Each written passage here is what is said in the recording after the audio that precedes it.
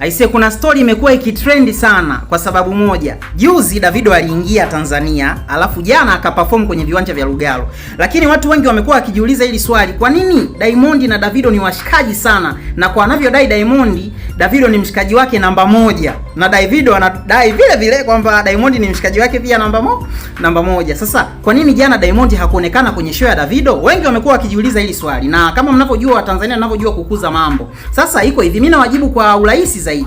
Davido ametoka Nigeria kuingia Tanzania kwa udhamini wa bia ya Kestrolite. Alafu tukumbuke Diamond Platinum yeye yuko kwenye kinywaji cha Serengeti. Yaani ni brand ambassador wa Serengeti. Sasa kwa namna hiyo itakuwa ni ngumu sana, yani na ni ngumu brand ambassador ambaye anakubalika na ambaye amesaini mkataba wa Serengeti kuingia au kuonekana kwenye viwanja vya Kestrolite.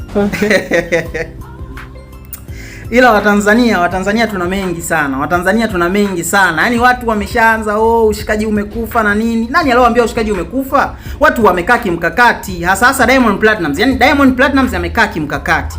Iko hivyo.